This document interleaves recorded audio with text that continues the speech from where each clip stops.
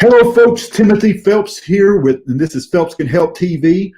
Today, we are joined in studio by a very special guest. We had tried to get on last week, but had some difficulties, but we wanted to bring him on this week because he's definitely got a powerful message and a story to tell. From homeless to hero, has received the special congressional recognition by the United States Congress and the United States Senate for an unwavering commitment to leadership to help those disadvantaged people of Las Vegas. He was awarded Las Vegas Top 100 Men of the Year and Esquire Magazine's Top 40 Under 40.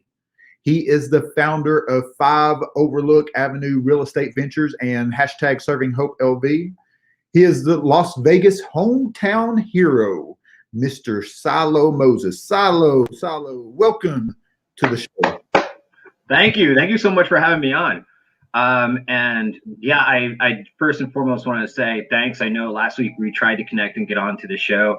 I had a little mix up in my schedule, but thanks for being patient with me and having me on. No problem. That's what it's all about. We all have issues sometimes that come up, so it's not a problem. We had a little bit of technical difficulties trying to get the show started today with the sound and everything with our headphones and stuff, but you know, we got it going, so it's just moving on for sure. So Siloh, just before we begin, you just want to kind of tell people a little bit about yourself? Sure, yeah. Well, as you said in my intro, and thank you for that, I should probably hire you to do my intros. But yeah, I live in Las Vegas, originally from New Jersey, been in Vegas for a couple years now. Started an organization from grassroots, from literally street corners of serving those who are less fortunate. Less fortunate to us is anyone who's unemployed, underemployed, and or homeless, and also started a real estate firm a few years later to also help give back. So it's more of an impact real estate firm than it is anything else. Excellent. Now, I've done a little bit of research on you, and it seems like you've done quite a bit of stuff over there in Vegas with the Serving Hope LV, hashtag Serving Hope LV. You actually have the hashtag in the name. That's right. So what made you put the hashtag in the name, if you don't mind me asking? Great question, by the way. So the reason we put the hashtag in front of Serving Hope LV is because when we first started, again, grassroots, we didn't have any money to build a website, to build an app, to start paying for Facebook ads to let people know we exist. So we essentially grew up on Facebook and on social media. And the best way people can search and find us and find that we do exist was searching the hashtag.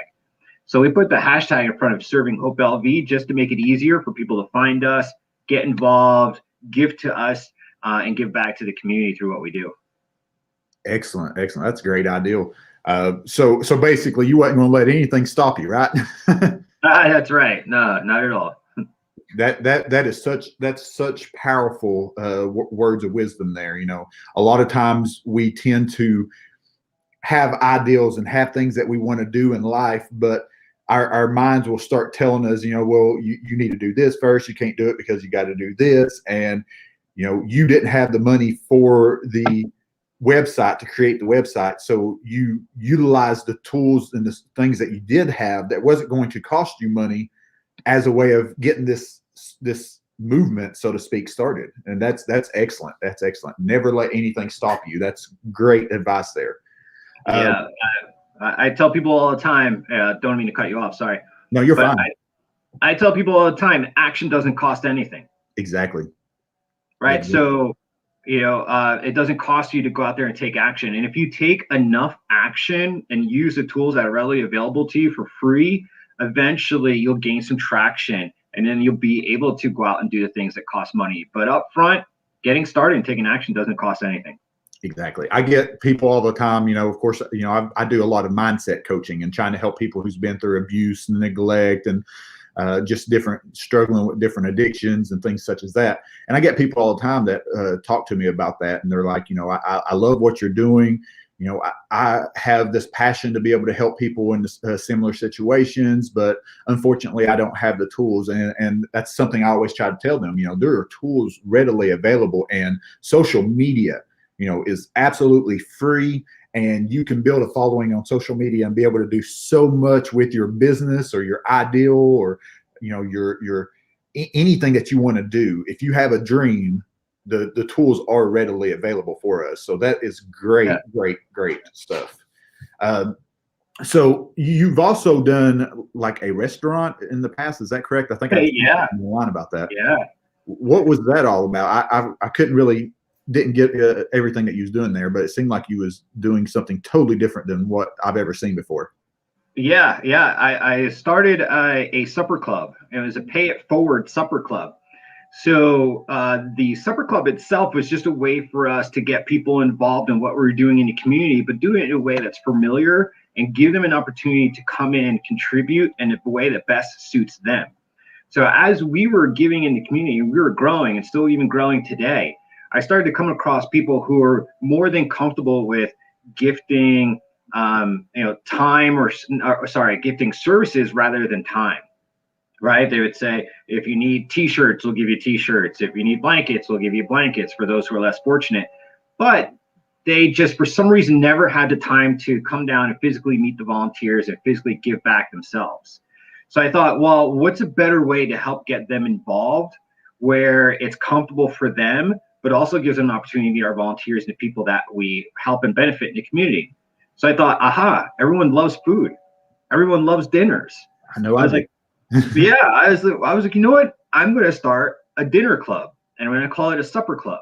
And the supper club was called Fork and Spoon, and it was a private dinner party for people who supported our cause in the community, but again, didn't have the time to physically come out. And what I did is I modeled supper clubs from the early 1920s and 30s during Prohibition time. See, during Prohibition time, this is essentially where supper clubs got started. It was started by a guy from New York who had moved to the West Coast and knew no one. The way that he made friends was doing these dinner parties. Now, of course, these dinner parties hosted alcohol, and this is Prohibition era. So obviously alcohol was illegal at that time. Yeah. So what he would do is he would set up these parties, and he wouldn't tell anyone about them until 48 hours outside the dinner itself. You knew nowhere, you didn't know where the location was going to be. You had no idea what was going to be on the menu. You had no idea who was going to be there, but you had to pay to be there.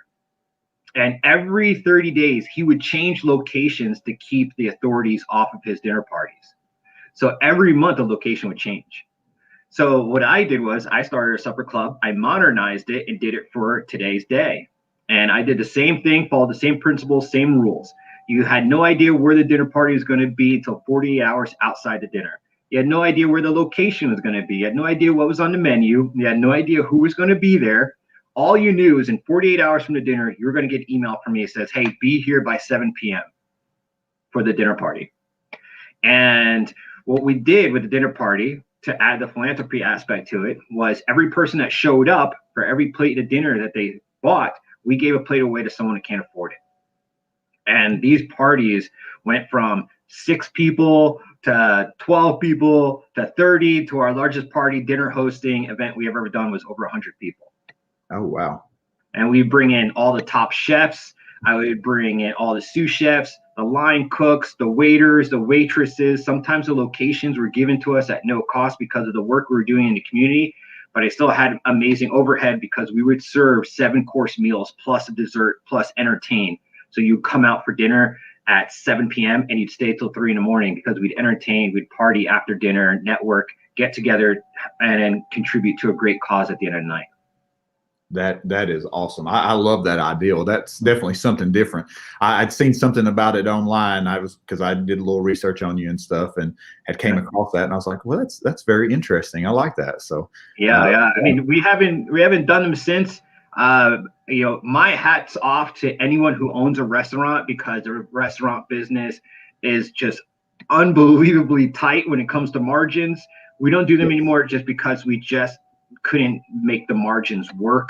We would have people come out, they're paying, per plate, per seat, but we're also giving a plate away of food for free. So now my plate cost doubles, right? And when you're paying for the chefs to come out, the sous chefs, the line cooks, it was just a lot. So, I had a ton of fun doing them. And I will always go back and do them again if I have a little bit more money in the future. But it was a great experience. Loved it. We're just not doing it anymore because they're just not profitable for the model that we're looking to make and create. Yes, but you're still doing some amazing things. But I do love the fact that you took something that for one, that I'm sure you love, because we all love to eat some good food. You took something you love though and combined it with your passion, and I love that. That's kind of like, for me, I love to travel. I've always loved to travel. Growing up, I never had that opportunity. So once I got older and started being more successful, I said I want to travel. So I try to integrate my events and stuff with traveling. So like I'm currently planning my epic cruise. So I love taking cruises. So I'm going to do an event on a cruise line so that we can combine that passion of my business, my career, with the passion of traveling. So that's always great stuff to be able to do stuff like that. But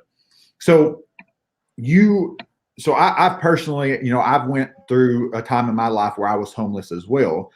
So I think that's why I kind of connected with your story when I heard it a little bit. But, of course, I've told my story plenty of times. Care to tell us a little bit about your story and what you went through and how you overcame that situation? Yeah. Again, I was homeless for 7 months here in Las Vegas. I like to think, and you've been through it too, so you'll understand this. For those who are watching, I just like to break it down to give you guys an understanding of the different levels of homelessness. So when you experience homelessness, the word homelessness is very sometimes broad. I think sometimes the couch surfing can be glorified or celebritized, right? Because you always hear of celebrities before they came up, they were couch surfing. And then there's also those who are less fortunate, sleeping in their cars. For me, I was almost at the lowest level of less fortunate, meaning I was homeless out in the streets, out in the elements, sleeping behind dumpsters and eating out of them as well. Yeah. Right. And did that for 7 months. And I got back on my feet because I had someone step into my life who believed in me. And he would just come around every single day, and he would just say, "Hey, you're going to be something. You're going to be courageous. You're going to make a big difference in the world, in the community. You're going to make a huge impact." And I'm 6 months, homeless, beard is absolutely like blown out to here, right? Same clothes, same everything, right? I'm sure I didn't smell too good. And he just kept coming around every single day, and then one day it just clicked. I just believed him. I don't know why, but I said, if this guy's going to come around every single day for 4 or 5 weeks, then he's got to be saying something that's true. And the way that I got into homelessness, because that's how I got out, was just a switch in mindset, right? It was just believing that someone believed in me. And I went into homelessness simply just living paycheck to paycheck.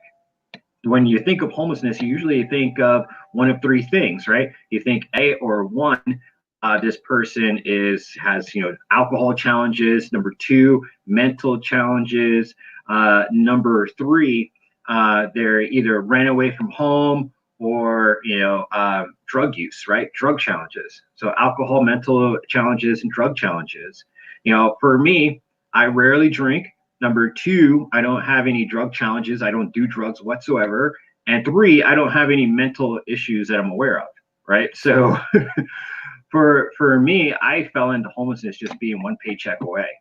And then when that paycheck didn't come that Friday, boom, that was it. The very next day, I found myself on a street corner with no address, no roof over my head, and no key to unlock a door to feel secure at night.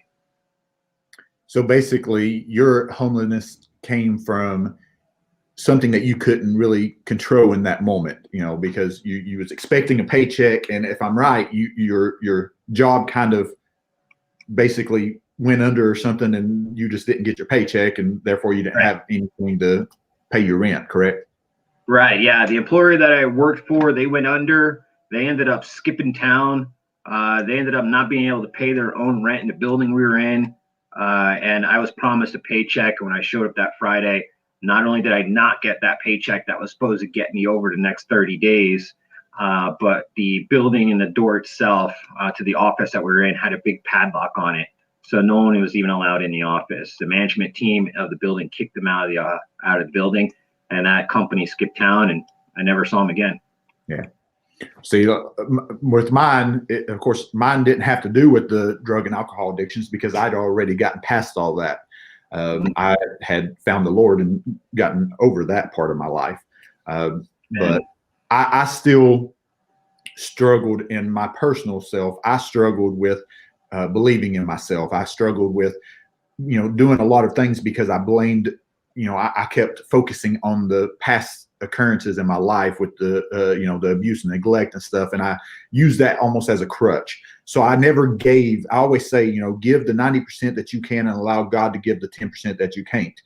During that time in my life, I struggled with doing the 90% that I could because I was still using my past as an excuse as to why I couldn't do things. So part of my homelessness was, I take full responsibility for mine because I could control it and I just didn't because I wasn't in the mind state that I needed to be at in my life at that point. But, I'm so glad that, you've been able to overcome that and, you're doing great things over in Vegas, great things. I've been kind of, looking at some of the stuff you've been doing.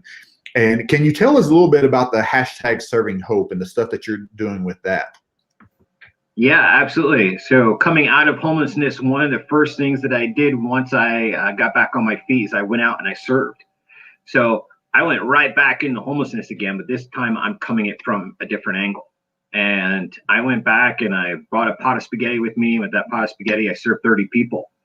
And the very next Monday, I went back to serve again. This time I brought 2 pots of spaghetti and I served 60 people. And then I just went home and I told somebody what I did. And the following Monday, when I went back to serve, being consistent, serving every single Monday, I brought somebody back with me. They served with me. And then they went home, told somebody what we did. Following Monday, they brought somebody back with them. And we just started to grow. We grew from that single pot of spaghetti, just me being a single volunteer, to an organization a few years later that has served over 107,000 individual meals, all for free. Wow. And we have an organization of over 105 volunteers that are committed to weekly servings. And that's what we do. We serve weekly. And this is expanded. Right before March of last year, we were serving Hope Hawaii. We were serving Hope Florida. And I was breaking into the UK. We're going to be serving Hope London as well. That is amazing, amazing stuff. And it all started with you. One single person. That's all it takes sometimes is one single person that has that desire within inside themselves to make a difference and just getting out there and doing it. You didn't have this big, huge plan, at the time. You just knew you wanted to make a difference. So you went out with a pot of spaghetti and just served as many as you could with what you had. Yeah. And that's amazing. And it's grown substantially. Yeah, it was, that first pot of spaghetti was basically me paying homage to where I just came from. It was me showing contribution, me being graceful and grateful that I was able to get out of that scenario. So I went back in without even thinking about it and served that first pot of spaghetti again, just to pay homage to where I just come from. And now everything I do moving forward, serving Hope, Fork and Spoon, my real estate business, it all has some type of philanthropy, giving it forward, paying it forward aspect to the model, right? So it's not just business, it's business with impact. Excellent. I love that. I love that. You went through that 7 months where you were homeless. And at a low that a lot of people will never know, and and thankfully they won't, and for the ones that are though, it for what you're doing after that, you've overcome that obstacle in your life. You're giving hope to them as well. Those that want to make a change. Some of them have been homeless all their lives, and there's some that's just fine with it. They're fine with that. But for the ones that want to make a change, you're using your experiences to make a difference in their lives, in their current situation, as well as giving them hope for their future. And that is absolutely amazing. That's what it's all about. Yeah, and hence the name, right? Serving Hope. Serving Hope, exactly. Yeah, and and it goes back to again what we were saying about earlier. Action doesn't cost anything. Exactly. And what most people don't know too is that first pot of spaghetti that I served, I just got back on my feet. I just had a roof over my head. I just had a key that I can put into a lock and lock at any time to feel safe. just had a shower. I had a little bit of food in the fridge and a tiny bit of money in the bank account. So I wasn't absolutely set where I was just like, okay, now I'm all good. Let me go serve. It was, I need to go back and pay homage to where I just came from. I opened up my cabinets. I had one box of spaghetti in there. I was like, you know what? I don't know how many people I'm going to serve with this pot of spaghetti. I could serve one person, but if I serve one person, I've done my job. Exactly. And I cooked up that pot of spaghetti and went down there and served it. And because I went down there and served it without expecting nothing in return, I was absolutely blessed with all these blessings that come after. So, yeah, no grand plan to grow it into Serving Hope LV, Hawaii, Florida, London. No grandiose ideas of doing a dinner club. No ideas of saying this is all going to lead to real estate. It was just go serve that pot of spaghetti. And like you said, let God take care of the rest. Love it. I love it. And it would have been so easy for you to focus on the negatives of your circumstance, but your desire was greater than your circumstance. But so easy, so often people will endure things, maybe like this, or sometimes not even near as bad as that. And it's so easy to focus on the negatives of the circumstance, and it can bring you to a low. You end up stressing and worrying and just really messing with your mind, honestly.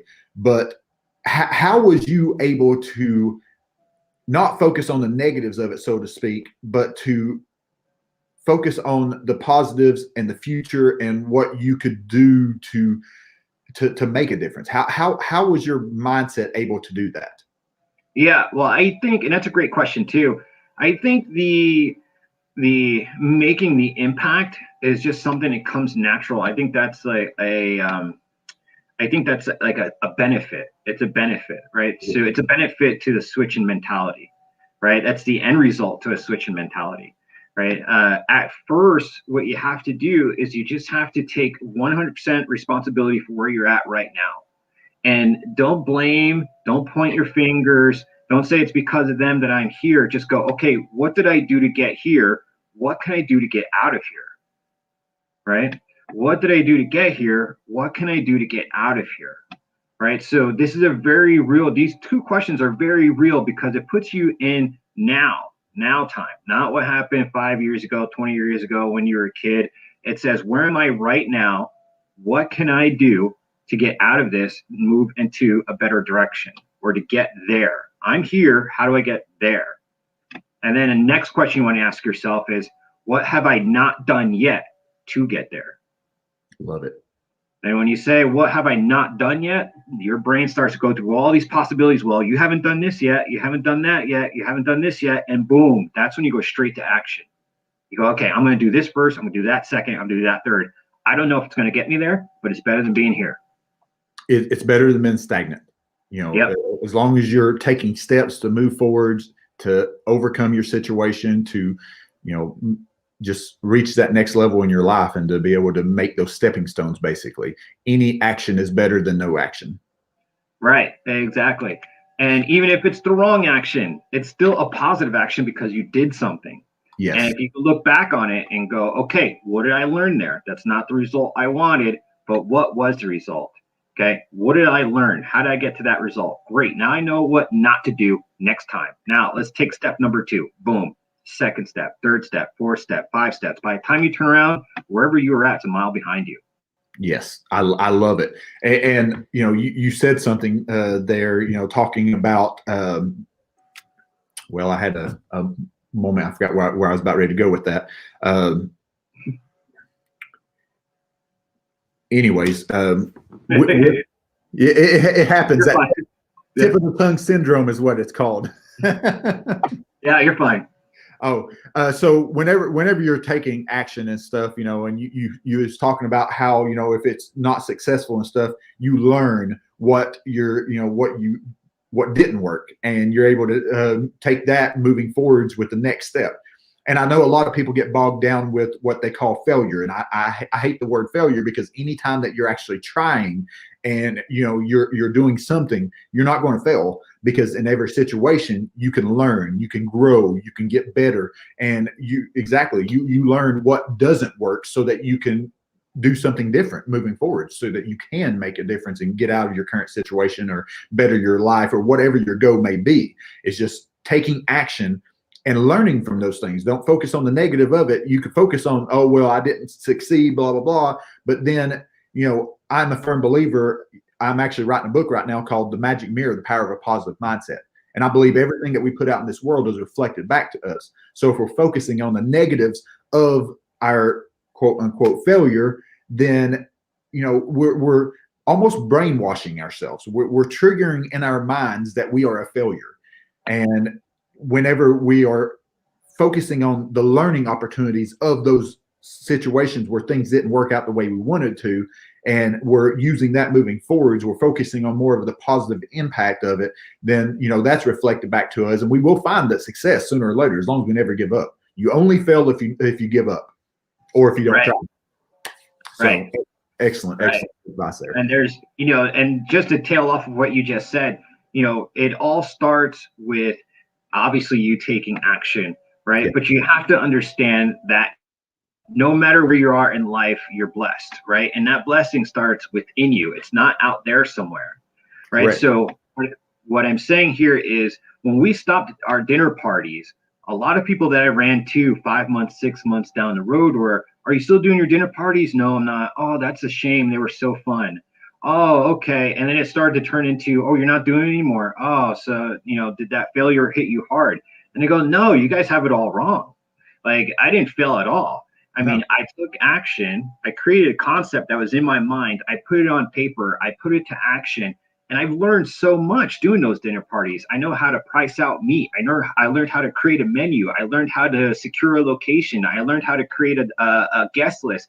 I learned how to build a website. I learned how to build a logo. I learned email marketing. Like, I learned so much, where other people look at that because we stopped and didn't continue because it wasn't profitable anymore as a failure. I look at it because of the blessings that I see inside myself as a complete blessing. I was like, oh my God, that was so amazing. Such a great experience. Not to say I won't pick it up again. Of course I will at some point, but I did it and it was an absolute blessing and I learned a lot. So to me, it's never a failure. Exactly. And the things that you learned in that process also gave you something else in your future to fall back on if you ever need it, because you learned all these things, how to do all these things. So now if, let's say, everything went belly up on you and you just got in place again where you needed to build something back up, you have all these experiences and all these things that you learned that you can use and, for something else in the future to make sure that you're back on top. And that means a lot. Yeah. I mean, I have a concept in my head to start a pay it forward food truck. And that never would have came to be if I never did my dinner parties. Exactly. Because again, I now know how to price out food. I know how to create a menu. I know how to create a logo. I know how to create a buzz around a restaurant. I know how to build a guest list. I know what people want from our parties, what kind of foods hit their taste buds differently, what kind of chefs to hire who are best at what they do for a specific and particular menu. And I never would have learned any of that stuff if I sat at home on my couch going, one day it would be great to do a dinner club, a supper party. And worried about how you would make it happen. Right. Get up, get up, get out, and take action. Just get it done. Yeah. That's it. Yeah. So tell us a little bit about this 5 Overlook Avenue real estate venture that you started. Yeah. So, as we were growing with serving Hope LV, I knew a few things, 2 things specifically. One, I didn't want to be another nonprofit. Not that there's anything wrong with nonprofits, nothing whatsoever. But where I live in Las Vegas, in Clark County alone, we have over 350 nonprofits. Wow. And I knew that I did not want to go that route. I didn't want to be just another nonprofit and mixed in with those 350 in my county alone. And number 2, I knew that what I wanted to create, I wanted to make it sustainable, which means I didn't want to have to sit around and wait for donations, do a 5K run, do a gala, have to wait with our fingers crossed to see if we get approved for a grant to be able to pay our bills, to be able to make our impact in the community, and to be able to scale it. So I knew, one, I didn't want to be another nonprofit, and two, I wanted to make it sustainable. So the one ways that I did that was I got into real estate. And I literally got into real estate just to pay for Serving Hope and for all of our supplies and our events and our permits. And I said, listen, as Serving Hope was growing, I could do one thing. I can head out and get a high paying job, but my job's not going to be flexible. My boss won't be flexible. He won't allow me to take off on a Wednesday to go do a serving. And he won't allow me to come in late if I was coming in from a serving. Or two, I can start my own business, create my own schedule, one that's highly profitable, and use a portion of those profits to go back into Serving Hope and make it sustainable. And that's how I got into real estate. It just made sense. The market at the time was incredibly hot. Everyone I met was a realtor or investor. And I looked at the real estate business. I said, I can do this. Not only can I do this, I will do it, because if I do it correctly, the profits are great. And I can direct some of those profits to Serving Hope and make it sustainable. So I got into real estate a few years ago. And when last year, when everything happened in March, we slowed down with Serving Hope. We had to close a few offices because we weren't quite sure if people were going to get sick. We weren't quite sure how bad things were going to get. So we scaled back a lot of our giving. And now, where I was spending, say, 90 hours a week with Serving Hope, I now have 90 hours a week open to, basically create something new. So at that time, I decided to go straight into real estate. And I went into real estate 100% full time. So with that being said, that led me to doing 5 Overlook Avenue. And 5 Overlook Avenue is my real estate business now that I do full time, where we make an impact in the lives of those who otherwise would not be able to afford housing. So we create first time housing opportunities for people who would never have that opportunity if it wasn't for us. Excellent. I know that was like a roundabout way of getting to answer your question, but yeah. That's all right. Sometimes it's the story that makes the biggest difference. So yeah. Okay. In a nutshell, I've been doing real estate for 5 years. I did it as a way to make my giving back in the community sustainable. And today I do it almost full time. We still do Serving Hope today, but I do it basically full time to make a further impact now in the lives of those who are not homeless, but maybe one step away, again, those paycheck to paycheck people. Yeah, I love that. Yeah, I actually do real estate too, besides doing the coaching. So it kind of helps keep this going almost. So, right. So, yeah. I always tell everybody, if you have an opportunity, go into real estate. There's a lot of money to be made. And, if you're in it for the right reasons, that's the biggest thing, is you have to be in it for the right reasons. And with I love the fact that you're using that to help fund your Serving Hope LV. Mm-hmm. So I love that. Yeah. So, yeah. Of course, you're doing great things over there. Las Vegas 100 Men of the Year, Esquire magazine's top 40 under 40. You're doing amazing things and just making a difference in your community, as well as you're, spreading out now and trying to make a difference in other parts of the world too.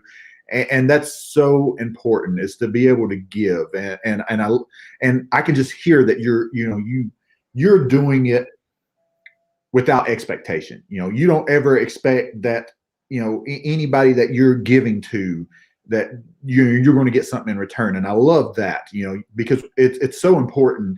You can give for, networking and hopes of building great relationships. Yes. But also to be able to give without expectations. And that's so important. And I love that you're doing that. I just want to say, I'm not even in Las Vegas or any of these other areas, but I want to say thank you so much for the work that you are doing, because it's absolutely amazing. Yeah, thank you. Thank you so much. Yeah. And, a few things. One, the accolades. The accolades they're great. They're fun to as topics with friends, conversation topics. But the way I look at the accolades, it's just a way of the rest of the world catching up to what I already knew about myself. Right. So I love the accolades, but again, I already knew that about myself. It's just the rest of the world is now finally catching up to my vision for what I have for myself. So, those are the accolades. And also, again, going back to what we said originally, guys, in the very beginning, to all your listeners and those watching this video, this interview, you have to know in the very beginning, those accolades weren't there. That no one was there. Yeah. Like not one single person was there. And not one person was saying, hey, keep it up. Besides, after I got out of being homeless, I mean, once I got back on my feet and started doing these things in the community, not one person was there. Remember, going back to my pot of spaghetti, I was the only person there serving that first pot of spaghetti. There's no one else there with me. Right. So if you're going to do anything, A, take action, because taking action is free, doesn't cost you anything. And two, just know you might have to go a little while on your own while you follow your vision and mission. But that's only until other people start catching up to you. Right. And at that point, then you all run together. Right. So, yeah. So I always say I have, I have my 3 belief system. I believe that everyone has obstacles that they must overcome in life. You've had to overcome homelessness. Somebody else may have to overcome, abuse, neglect. Somebody else may have to overcome addictions. Some people may just have smaller things like overcoming, their own self-doubts, maybe overcoming, their negativity. There's so many different obstacles that people have to face. And I honestly believe that everyone has an obstacle that they must overcome in their life. I also say that, I believe that everyone needs someone in their corner. For you, you had one person to step up to help you, and you took that and you ran with it, and you knew that was all you needed to make a change and to get back on your feet. And in return, though, you turned around and you decided to be that one person for as many people as you could possibly help, and in return also was able to bring other people on board as well to do that. It just shows the difference that one person in your corner can make. And I love that. And then, of course, I also say, that I believe, I know that with God and massive ambition, anyone can overcome the odds. If you have massive ambition, that strong desire to succeed in whatever it is, whether it's, your career, whether it's you're making a difference, changing your life, whether it's, doing better in your relationship, whether it being, making a difference in this world, whatever it is, if you have massive ambition and you're willing to do whatever it takes, to make that difference and to be a success in whatever it is that you're doing, with God and that massive ambition, you can overcome the odds and you can make a difference in this world. So, you're just a model to everything that I preach, basically. So I love that. So thank you for that as well. Yeah, thank you. But Siloh, we've talked about a lot of different things here. There may be people that's watching right now, or people that will watch the replay, of course, that may be struggling. I know we've given a lot of great advice here, but if you had 1 or 2 things that you could just tell people that may make a difference in their life, or may make a difference in maybe their mindset moving forwards, what would those things be? Well, I would go back to what I said earlier. I would say, ask yourself those 3 top questions. Where am I at now? Where do I want to go? And what have I not done yet to get there? That would be my first tip. Ask yourself those 3 questions. And tip number 2, write them down. And don't be afraid to journal them out and write 4, 5, 10, 20 pages of where you're at now, where you want to go, and what have you not done to get there. Once you write that out, it's like, I call it brain dumping. Once you dump that all out on 10 sheets of paper, read over it and go and figure out a plan of how you're going to get there. What are you going to do first? Who cares about what you're going to do second, third, 20th, 90th? What are you going to do first? What are you going to do right now? What's that first step? And then go do it. Everything else will fall into place. Yes, I love that. And I'm going to play off that just a little bit. You said, don't worry about the second, third, fourth, and on down the road. Worry about that first step. It's so easy. I've been so guilty of this in the past, and I study from a lot of different people. And, some people will tell you, have these huge goals and these huge dreams that are like, and they're focusing, their focus is always on that. Mm-hmm. Personally, I don't like that. Nothing against what they're saying, because it might work for some people. But personally, I know if I have these huge dreams that's so big that, and that's my main focus, not saying I don't have them, of course, because I do. But if I focus on that big goal, then I get overwhelmed. And by taking it one step at a time, focus on what you're going to do today. What can you do today to make steps towards your big goal? Don't worry about the rest of the week. Don't worry about the next month. Worry about, make your main focus what you can do today. And that helps you not to get overwhelmed with things. So I think that's vitally important. So I just kind of wanted to follow up on that there. Yeah. So Siloh, it's been absolutely amazing. Do you have any final thoughts or anything else that you would like to add or say before we get off here? Or? I would say, one, this is a great interview. So again, thank you for having me on the show and working with the schedule. I know, again, this is the second time we've attempted to do it, but following with the theme of this interview, we took action, stayed in action. That's why we're able to do this today. Right. Also, I would say, hey guys, if you're, again, going out to anyone listening to this or watching this interview, if you're looking for some inspiration, I wrote a book, and my book's available on Amazon. And the book is called Better Than This. And I wrote it in my pen name, which was I wrote it in my pen name and Moses. It's M Moses backwards, basically. Sorry. And I don't know why I don't know. I think I was on one level and I went to another level, and that's how I got confused. But guys, I wrote a book. It's on Amazon. It's called Better Than This. I'll leave you, Timothy, with the link, so people who are watching this can basically click on the link and go order my book. My book is my journal, which I kept while I was homeless. And it is a very real read. It's a very raw read. But again, if you're looking for inspiration, you'd be able to step in my shoes and walk the path I walked while I was homeless and how I got out of it. And if you need any inspiration, my book would definitely be the book to inspire you to take action, right? So, and from a lot of my readers, their testimonies have been reading my book has given them perspective as far as what's really valuable in life. So if you're looking for that, you'll find it in my book. Again, I'll give you the link, Timothy, so you can share it with your following. But again, that would be the first place I would start if you're looking for inspiration. Excellent. Well, Siloh, I greatly appreciate it. Definitely make sure that if you're watching this, to check out his book, Better Than This. He's going to get me the link. I'll make sure to share it as well. And it has been an absolute honor. Oh, yes, go ahead. I'm sorry. M. Hollis. I don't know why. M. Hollis. So Better Than This by M. Hollis, and Hollis is Hollis. And again, it's Siloh M backwards. So it's M. Hollis. Hollis. And that's my pen name. And my pen name is basically Siloh M for Siloh Moses backwards. All right. M. Hollis. Hollis. So is that right going across the screen there? Better than M. Hollis, Better Than This. Yes, exactly. The book. Excellent. Excellent. All right. So it's been an absolute honor. I'm glad that we've finally able to get together and make this happen.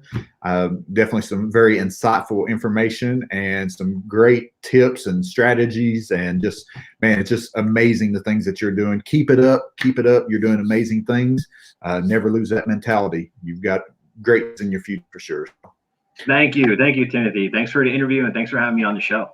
You're very welcome. Thank you, everybody who joined in, whether for the live or whether you're watching the replay. We greatly appreciate your time and just for you being here. It means so much, and we hope that this story has helped you in any sense and moving forwards. And of course, anybody who wants to, they can reach out to me here on Facebook, or, you can go to my website, CoachPhelpsCanHelp.com. Siloh, if there's anybody who would like to reach out to you personally as well, is there a way that they can do that? Yeah, reach me on social media at Siloh Moses, Facebook, Instagram. Siloh is Siloh, and then Moses, Moses. Excellent, excellent. I want to invite everybody back next Monday at 12 p.m. Eastern Standard Time for the next showing of Phelps Can Help TV. Also, be looking out because I am currently working on I will be having my online university up live. We're going to be starting a new coaching program where I'll be able to work more one-on-one with people and just work to be together, to interact, engage, and to help truly shatter the beliefs that are holding you back from success. Your personal transformation for the lifestyle you deserve starts with Epic Coaching. That will be going live here soon. I'll be looking for people to want to take part in the Founders Club for that. Until next time, everybody, I hope that you have a blessed day. Thank you so much for tuning in. Siloh, once again, thank you. And keep doing what you're doing, brother. Thank you. Have a blessed day.